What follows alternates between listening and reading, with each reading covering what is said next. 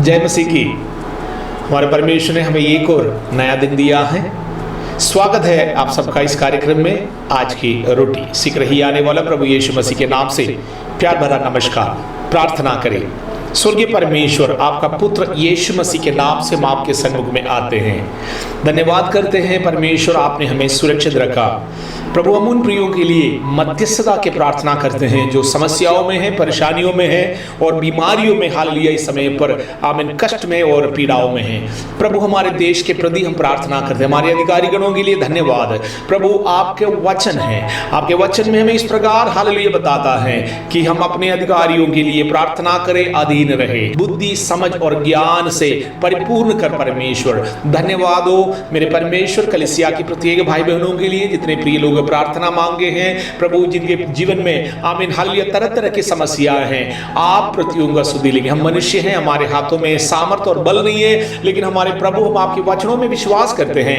आप अपने मुंह के वचन भेजकर प्रतियों के लिए आश्चर्य कर्म करें। परमेश्वर धन्यवाद हो आपके वचन के लिए, यीशु मसीह के नाम से आमीन। आज के मनादी के लिए हम एक वचन पढ़ेंगे, पहला कुरिन्थियों की पत्री 6वें अध्याय के 11वें वाक्य। और तुम्हें से कितने ऐसे ही थे, परंतु प्रभु यीशु मसीह के नाम से और हमारे परमेश्वर के आत्मा से धोए गए और पवित्र हुए और धर्मी ठहरे। प्रभु यीशु मसीह के लहू के द्वारा धोकर शुद्धिकरण प्राप्त करने की आवश्यकता के बारे में पौलुस कुरिन्थियों को खत लिखता है। लेकिन हम लोग आज के इस मनादी में देखने जा रहा है हमारे जीवन में ऐसा कौन कौन सा चीज है, कौन कौन सा वस्तु है, हमारे जीवन के कौन कौन सा एरिया है हमें प्रतिदिन मसीह के लहू के द्वारा धोकर हालेलुया पवित्रता प्राप्त करना है। प्रथम हम अपने हृदय को धोए। प्रभु की वचन में यिर्मयाह नबी की पुस्तक 4 अध्याय की 14वीं वाक्य को जब हम पढ़ते हैं, सबसे पहले हम अपने हृदय को धोए, अर्थात हमारे हृदय में अनेकों प्रकार के दुष्टता, कुटिलता और छल कपट सब कुछ रहता है। जब तक हम अपने हृदय को धोकर प्रभु के सन्निधि में पवित्रता नहीं प्राप्त कर सकते हैं, हम नहीं कह सकता हमारे प्रभु के लहू के द्वारा हम लोग धोए हुए लोग हैं। दूसरा, हम लोग देखते हैं यीशु मसीह अपने चेलों के पांवों को धोता है। पांवों को धोने का मतलब पांव तैयारी को दिखाता है। जहां कहीं हमें भेजे वहां दौड़ने के लिए हम लोग तैयार होता है। पांवों को धोने का मतलब आत्मीय अर्थ ये, हम एक दूसरे के सेवा के लिए हम लोग तैयार हैं। तीसरा है वस्त्र को हम लोग धोए। हमें मालूम है मूसा से परमेश्वर ने कहा इस्राएल की जनता से कहे वो अपने वस्त्र को धोए और अपने आप को शुद्ध करे। वस्त्र को धोने का आत्मीय अर्थ ये, परमेश्वर से मिलने के लिए निरंतर तैयारी। पुराने समय पर जैसे वचन में हम लोग सिखा है, जब तक हम अपने वस्त्र को हालेलुया नहीं धोएंगे और प्रभु की, उसका मतलब हम लोग प्रतिदिन के जीवन में अगर प्रभु से मिलने के लिए तैयारी के साथ नहीं रहता है, हमारा जीवन मसीह के लहू के द्वारा नहीं धोए हुए हैं। चौथे पॉइंट ये, हम अपने मुंह को धोए।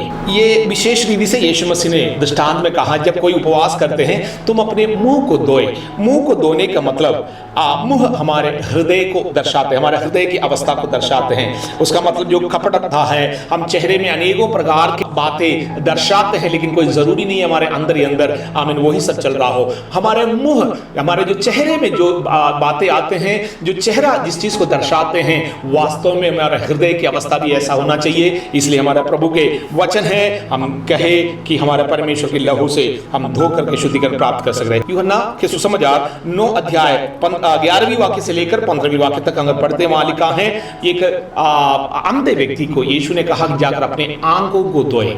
आंखों को धोने का आत्मीय अर्थ है हम परमेश्वर के वचन के प्रकाशन पाने के लिए, हम अपने हालेलुया दृष्टिकोण को सही करने के लिए मनुष्यों की प्रति आपका दृष्टि क्या है। जब एक अंधे व्यक्ति, उसको कुछ भी नहीं दिखता था, लेकिन जिस प्रकार चंगाई उसको मिला वो सारी चीज को देखने, इस प्रकार एक आत्मिक वस्तु को, बातों को देखने के लिए हमारे परमेश्वर के द्वारा हमारे दृष्टि को हम धोए। उसके बाद लिखा है हम अपने घावों को धोए। प्रेरित पौलुस जब बंदीगृह में बंदे, हमें मालूम है प्रभु ने आश्चर्य कर्म करा और वहां का जो जेल का सरदार उनको घर में ले गया, उससे पहले वही सरदार उनके साथियों के द्वारा पौलुस के शरीर में अनेकों प्रकार के चोट लगे थे, पहुंचे थे, वो घावों से भरा हुआ एक शरीर, लेकिन वो व्यक्ति उनको घर पे ले जाकर पौलुस के घावों को धो रहा है।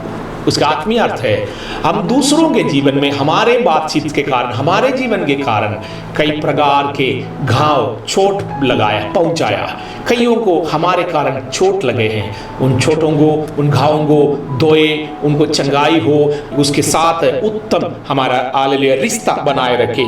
अगला है हमारे पूरे शरीर को धोए। इब्रानियों की पत्री 10वें अध्याय की 22वें वाक्य में लिखा है हमारे पूरे शरीर को धोए, अर्थात हमारे पूरे शरीर सिर से लेकर पांव तक मसीह के सन्निधि में, आत्मीय जीवन में बिल्कुल धोया हुआ शुद्ध रहना चाहिए। तब हम कह पाएंगे हम प्रभु यीशु मसीह के लहू के द्वारा धोए हुए लोग हैं। आखिरी में 8वां वाक्य पॉइंट ये, हम अपने हाथों को धोए। हमें मालूम है पिलातुस यीशु मसीह को क्रूस पर मृत्यु के लिए सौंप रहा था, हुक्म सुना रहे थे। उससे पहले वो अपने हाथों को धोकर कह रहा है मैं इस निर्दोष के लहू में भागीदार नहीं। बेशक उस व्यक्ति ने ऐसा करा, उसके बावजूद भी हमें मालूम है वही है दोषी, वही यीशु मसीह को क्रूस पर चढ़ाने के लिए, निर्दोष व्यक्ति को क्रूस पर चढ़ाने के लिए आज्ञा दिया। जब हम अपने हाथों को धोता है, वास्तव में हम कहे प्रभु हमारे हाथ हमें निर्मल है, हमारे हाथों में कोई दाग और धब्बे नहीं है। पवित्रताई धार्मिकता धोया हुआ मसीह के लहू में धोया हुआ एक आशीषित जीवन प्रभु आपको दे। यीशु मसीह के नाम से आशीष रहे। मैं प्रार्थना करता हूँ प्रतियों के लिए प्रभु के करुणा, उनके लहू के सामर्थ आपके जीवन में बने रहे। यीशु मसीह के नाम से आमीन।